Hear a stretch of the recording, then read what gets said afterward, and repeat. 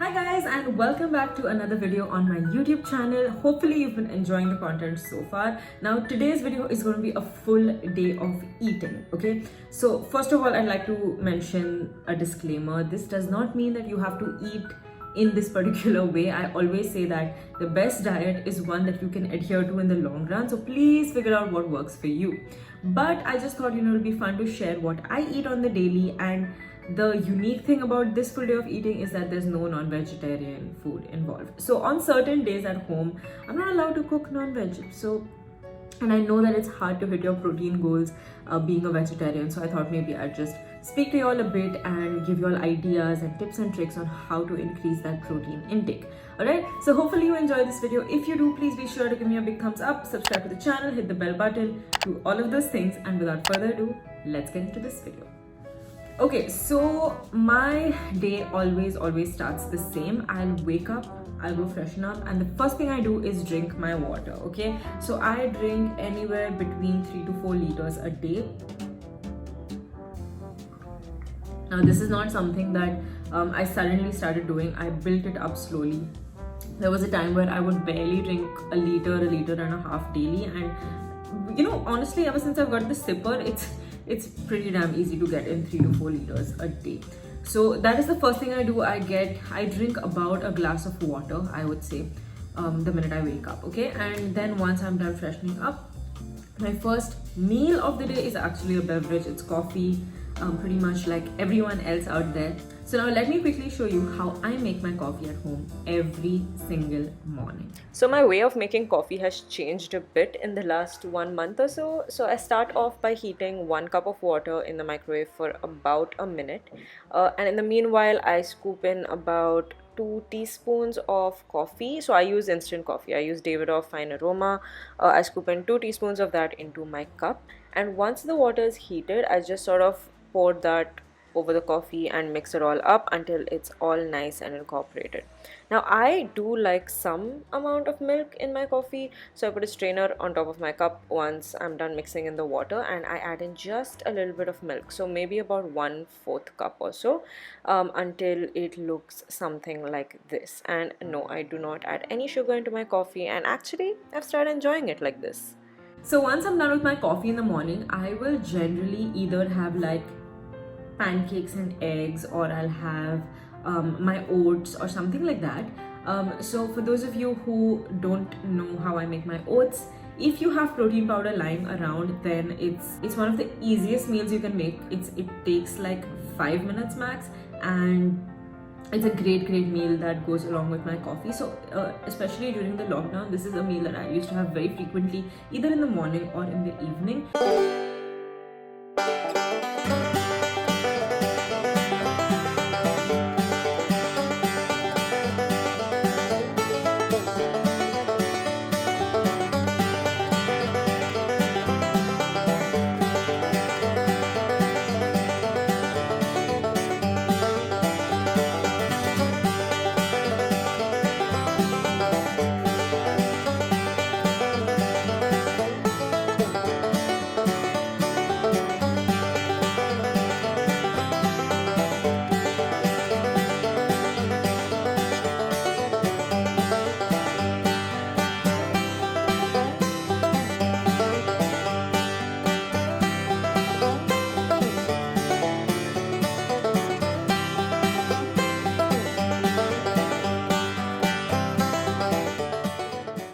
It's a great way to get 20 to 25 grams of protein straight away. So let's say, for example, in your coffee you've got about half a cup of milk, and you also have your oatmeal, your protein oatmeal. You've got 25 to 30 grams of protein there, so that's out of your way. Right now, moving on to lunch, I decided to make some soya cutlets, and this is a dish that I do recommend my clients eat as well, because soya, paneer, quinoa, these are going to be like your primary sources of protein if you are vegetarian. And I know it gets difficult to eat these foods in a relatively large quantity, but you can always make it fun, prepare it the way you want. So I decided to make cutlets, and I'm going to very quickly take you through the video on how to do this. I'm not mentioning any like specific ingredients and all of that, because I believe that there needs to be some flexibility in the way you prepare your food. So I'm going to take you through how I prepared mine, but feel free to make changes. Obviously, tracking these meals is going to be your responsibility. So make sure you download an app such as MyFitnessPal. This is not sponsored. This is an app that I've been using for over 5 years now. You want to track your meals so that you know exactly how much nutrition you're getting from it. Okay, so very quickly, let me take you through this soya chunks recipe. So here you see about 50 grams of soya chunks. So always weigh out your chunks before you cook them. And soya chunks are a great source of protein, but also keep in mind they come with a fair amount of carbs as well. So what I've done here was I soaked my soya chunks and then I minced them to look something like this. And the rest of the ingredients you see here are a boiled potato, some crushed cornflakes, dry spices, and coriander. So you want to go ahead and mash the potato. I think we've got about a medium potato here. And then add in your minced soy mix and also your coriander and mix everything together until it's well incorporated.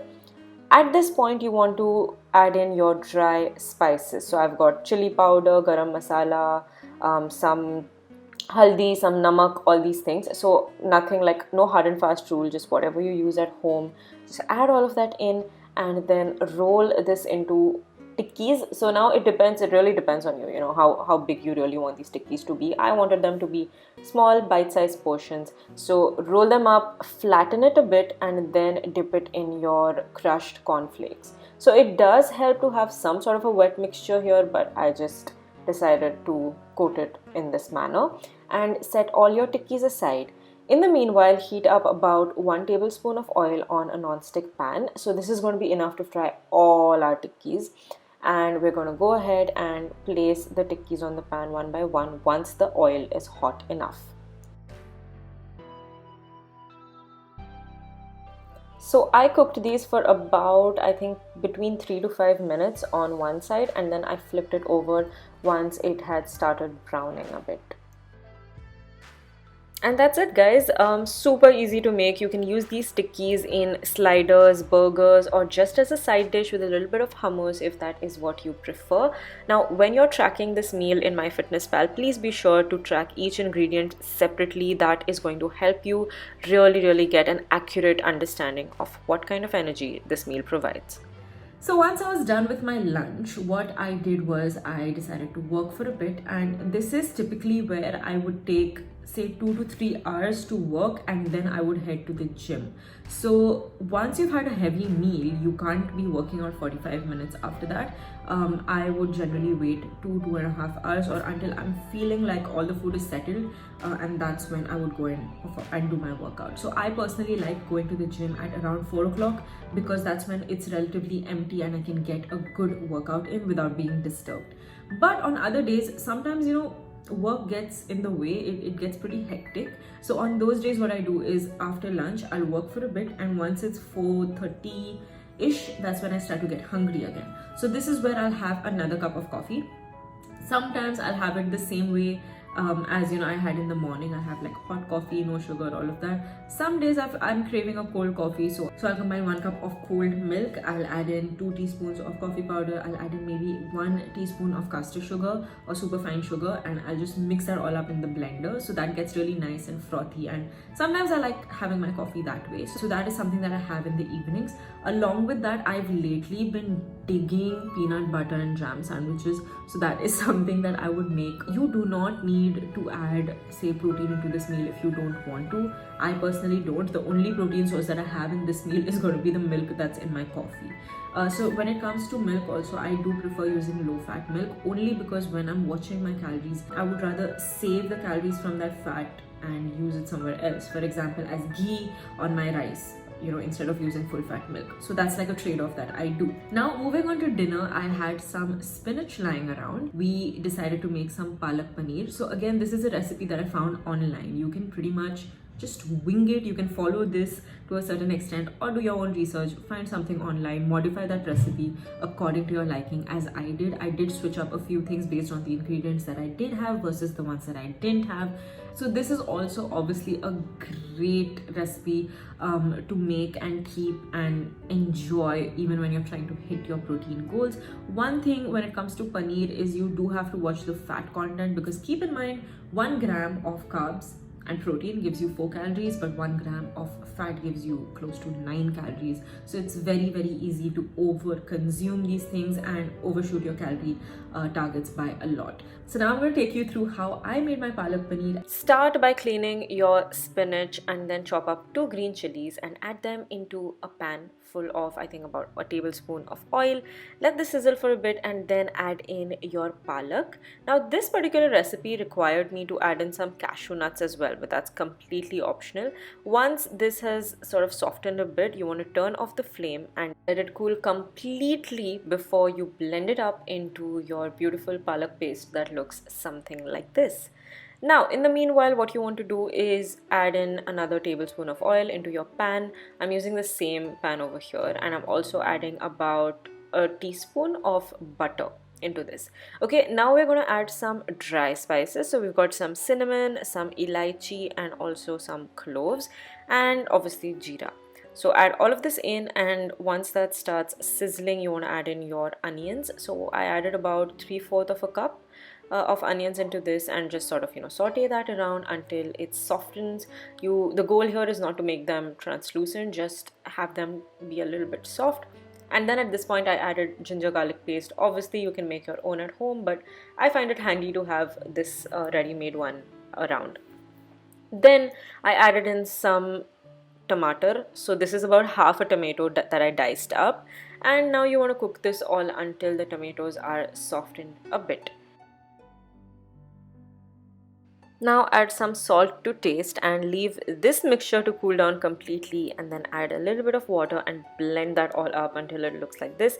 I know it doesn't look very pretty, but trust me, it smelled amazing in the kitchen when I was making this. Now just sort of let this cook for a bit, and at this point you want to slowly add in your green paste that we've set aside before. So that's going to really give this the color that we're hoping for. Now mix all of this together until well combined. It should turn really bright green like this, and then add in your paneer. So one tip would be to make sure that the paneer you get is relatively low fat, because different brands do have like a different fat content. So for example, Amul paneer has got like a good amount of fat in it, and if you're trying to cut down on calories, what you can do is just make low fat paneer at home. And that's about it, guys. Just serve this with rice, roti, or whatever it is that you prefer. Alright guys, so that is generally how I eat in a day when I'm having vegetarian meals. Of course, on some days I don't have soya, I don't have paneer lying around. So on those days my protein intake is relatively lower. But what I do is I try to keep that high. The advantage in my case is that I do have a supplement, I do have protein powder, so that does help as well. It's very easy to whip that up into a smoothie.